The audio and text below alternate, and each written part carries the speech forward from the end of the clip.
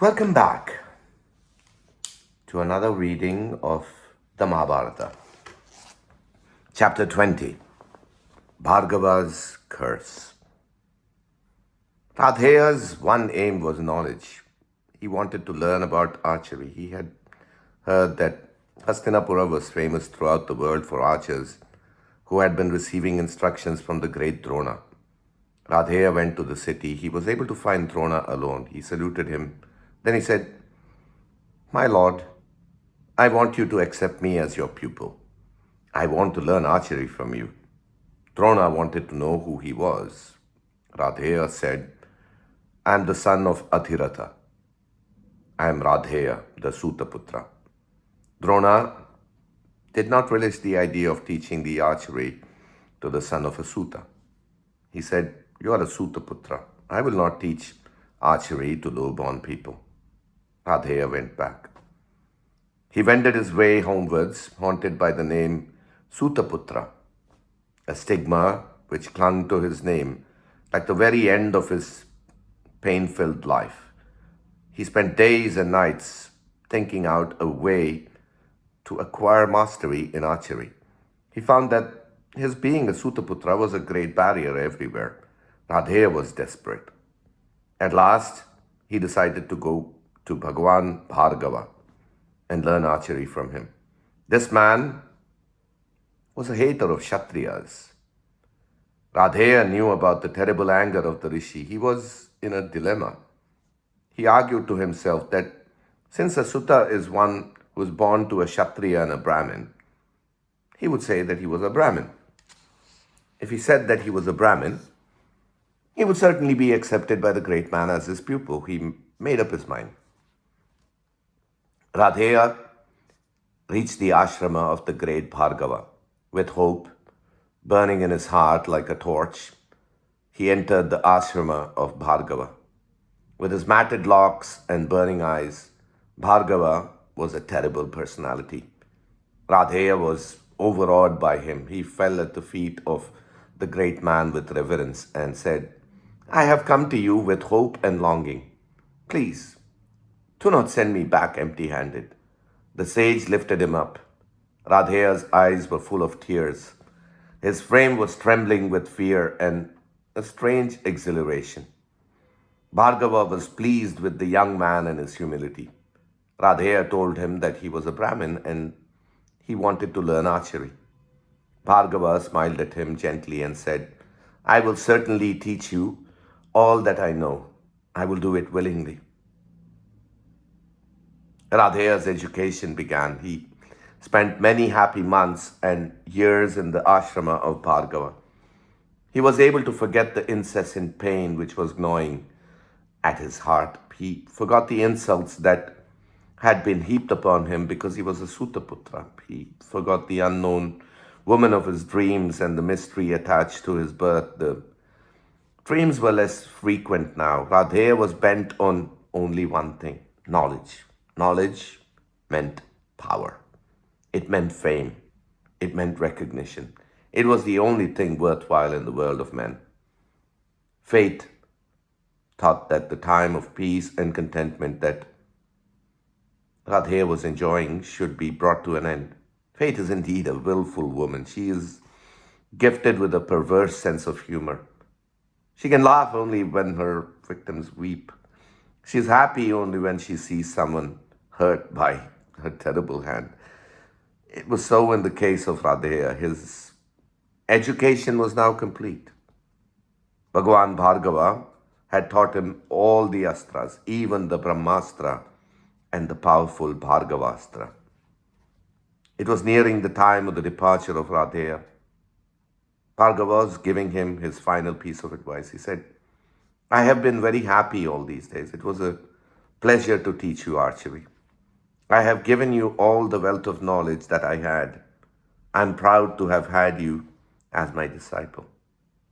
You're very honest, fond of those who are elder to you, always eager to walk in the path of righteousness.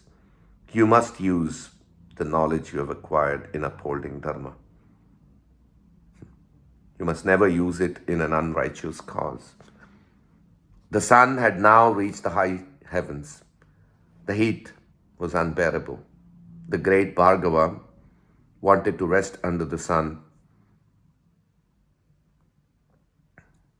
under the shade of a tree. He said, "Go to the ashrama and bring me a roll of deer skin for pillow. I'm feeling tired. I'd like to rest a while under this tree." "My lord," said Radheya, "I'm here. I will sit down and you can use my lap as your pillow. Can I not do this small service to the greatest of men?" Bhargava was pleased with his devotion, so under the tree they rested. Radheya with his guru's precious head on his lap. His mind was wandering through the maze of words which his guru had spoken now. His guru had called him an honest man. Was he honest? Perhaps not. Radheya had told him that he was a Brahmin when he was not. But then that was the only way he could get learning for which he yearned with all his soul. The wise said that the end justifies the means. His aim was to acquire knowledge. For that, he had spoken an untruth. A lie is a sin. But if it was used to achieve something sinful, but he had not tried to commit any sin, his lie would certainly be forgiven. Thoughts like this chased each other in his troubled mind. Some time passed. Suddenly, Radheya felt something stinging him in the thigh. The pain was unbearable. Without disturbing his guru, he bent down to see what was hurting him. He saw that it was an insect. It was dreadful to look at. It was like a little pig. It was a very small image of a pig, but it had a sharp snout.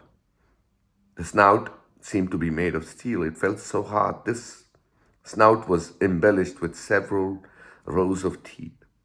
It felt as though a steel saw was filing into his flesh. Radheya could not remove it. It was steadily plowing into his flesh. The pain was intolerable. What could he do? His guru was sleeping, resting his head on his lap, and it was not right to disturb his sleep. Racked by the terrible pain, patient Radheya sat unmoved. The insect, after digging through his flesh, had now quite pierced his thigh. Blood streamed forth. The touch of the warm blood on his face roused Bhargava from his sleep. He stared at Radheya and said, "There is blood on my face. Where did it come from?" Radheya said, "From my thigh, my lord. While you were sleeping, an insect came and stung me in my thigh. It has been causing me pain for some time now. Blood has started flowing from the wound." The Rishi looked at the insect, drunk with the blood of Radheya. His amazement was great. He said, "You said this insect stung you. You said that it was painful. How is it that you did not get up at once and try to stop this pain?" "My lord," said Radheya, "you were sleeping on my lap. You were tired. You were resting. I was more concerned about your sleep than about my pain. I did not want to disturb your sleep.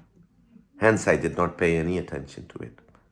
Bhargava could not believe his ears. He was puzzled. He said, "I cannot understand it. How can you, a Brahmin, bear so much pain? It is well known that Brahmins cannot bear pain or even the sight of blood. Tell me the truth. You are not a Brahmin. You can never be a Brahmin. Only a Kshatriya can behave as you have done. Have I, after all these years, taught my astras to a sinful Kshatriya? I have hated Kshatriyas. I will never forgive you for this deception. You are a Kshatriya. Admit it."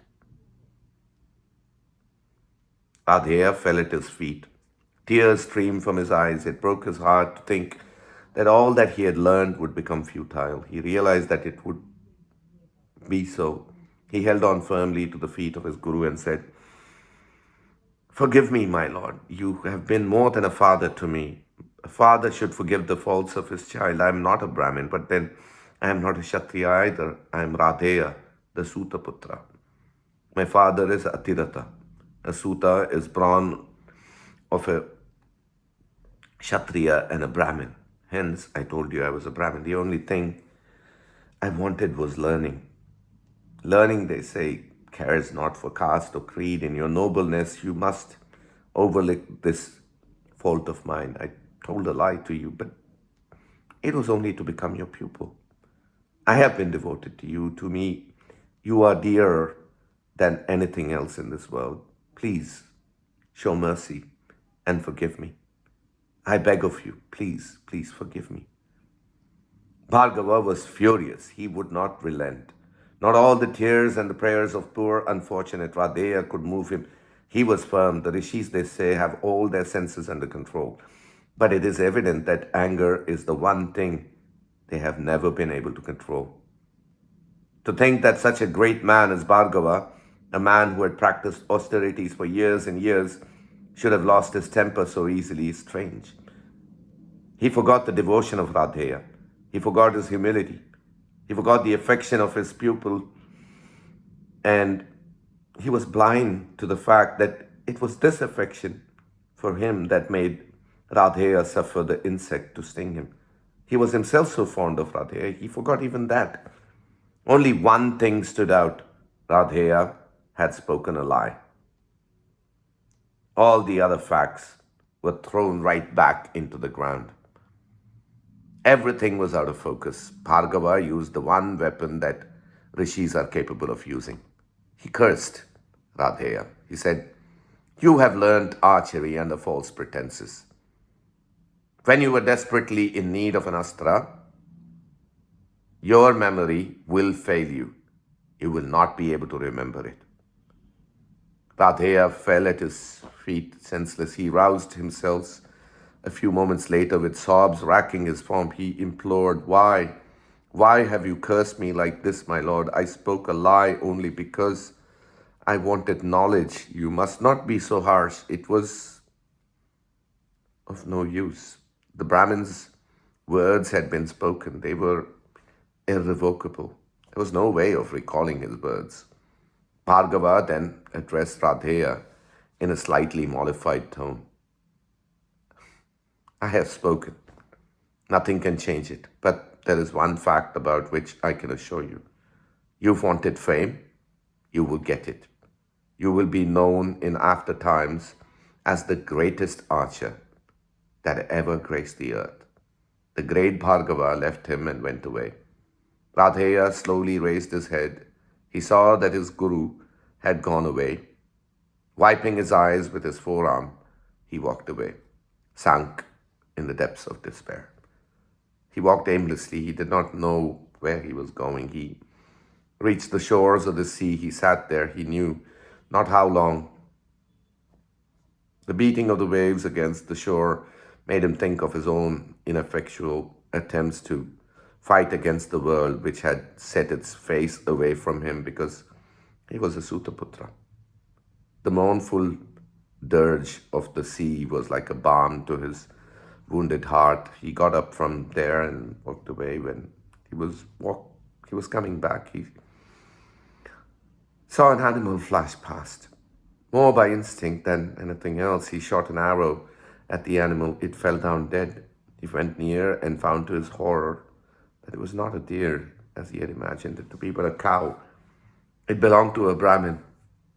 Radheya went to him and told him that he had shot his cow in ignorance. He tried to pacify him by the gift of many more cows and riches, but the Brahmin was very angry. He gave vent to his anger by cursing Radheya. He said, "When you're fighting with your enemy, your heart's deadliest enemy, the wheel of your chariot will sink into the ground. And just as you killed my poor innocent cow when she was unaware of the danger that threatened her, you will also be killed by your opponent when you are least prepared for it." In a flash, Radheya knew that he was the chosen target of fate. His birth was shrouded in mystery because of the heartlessness of the woman who had given him birth. His boyhood and later his manhood was blighted by the stigma Sutaputra that clung to his name. Still, He thought that he could find happiness in the world if only he became the pupil of Bhargava, the greatest of archers. This has just proved to be a mirage. His guru had cursed him and gone away. And now, on top of that, this curse of the Brahmin. Radheya had no more tears to shed. He realized that there was nothing in this world worth living for, worth fighting for. There was only one person who loved him, and that was his mother, Radha. He was Radheya. He would remember that and only that. It was up to him to make the world resound with praises of Radheya, the Sutaputra. He wanted to make his mother happy. She had loved him when he needed love. She had dried his tears when he went to her with his childish troubles. She had wiped his brow when he was tired. She was his mother. It was the duty of a son to make her name immortal. That was the only purpose in his life now. Radheya went home to his mother.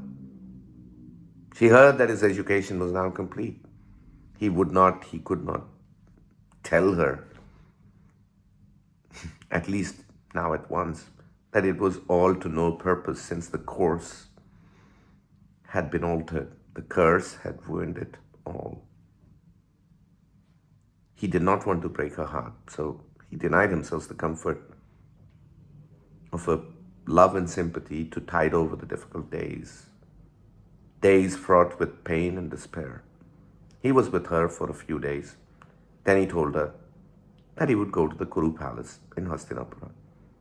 He felt that his learning would be a passport into the jealously guarded portals of the great palace. With that, we come to the end of chapter 20, Bhargava's curse. More like this later on Storytime with Rajesh. Ciao.